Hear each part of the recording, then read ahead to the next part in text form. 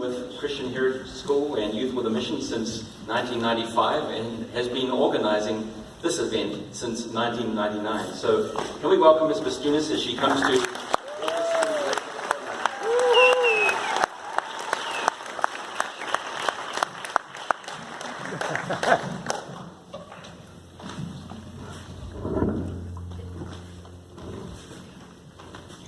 Good afternoon. It's wonderful to have you here today. And I want to give you a little bit of an introduction about this to let you know where we're going today with our program and with our theme.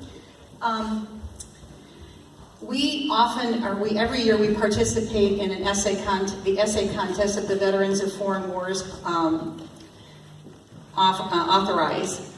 And this year we took our theme from those essay themes. And so the high school students' theme was this: American history, our hope for the future.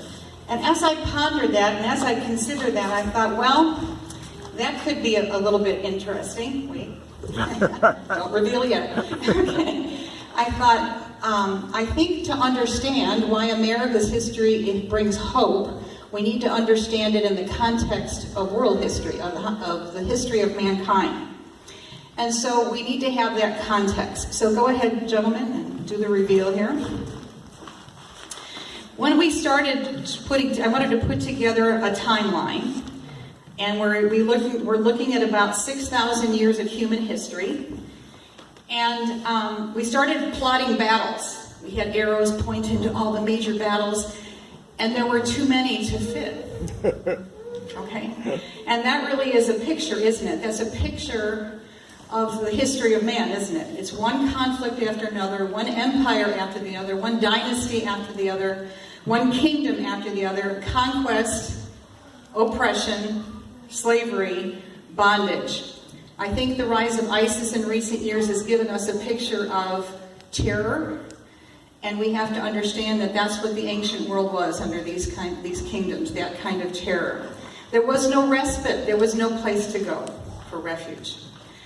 And so we see the different ancient kingdoms of Persia, Babylonia, etc., Greece and Rome. And so you can summarize that up with tyranny. That's the history. The little light in all of that was Israel. Israel was separated out, and they were given good and just laws. They had even a privilege of representation. How about that? In their nation. And God said, I'm going to rule over you. And they said, we want a king. So that didn't work out too well, did it? Okay, when he said, I'll rule over you, but we want to have a monarchy instead. And yet God was working. And we look, and again, as we began to look at this, the kingdoms, the dynasties, thinking about the warfare that's taken place over the years, the question in James chapter 4 says, where do wars come from? And the scripture says they come from the desires within. And so the conflict is within the heart of man, and it's expressed throughout the history of mankind. And so we see, go ahead and roll a little bit more. We see the greatest conflict, though, was for the souls of men, right? And that conflict was fought and won by Christ. And his coming changed history completely, because now there was a change in the individual. The control of the individual, instead of being outside and under the oppressive hand, was now within. The power to govern oneself was from within. And self-government, the seed of self-government began to be planted in the hearts of people. And so we see that, and their transformation began to take place. And what I want to illustrate very simply with this very simple timeline is this. This span represents 6,000 years of history, okay? Over at the far right there, with the little orange picture at the end, that marks the adoption and the writing of our Constitution, okay? 6,000 years, and people have lived under free government for 230 years out of 6,000 years. Let that sink in for a while. We think liberty's always been the way life is. 230 years out of 6,000 years of human history. We are a privileged generation to live where liberty has grown.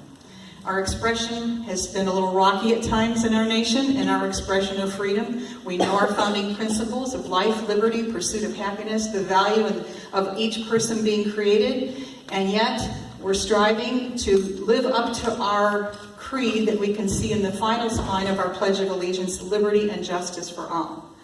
But we talk a lot about liberty in a day like today, but I wanted to visualize and give you a picture to see what a precious, precious gift we have to live in a land where we're free. Okay, thank you, John. I appreciate that.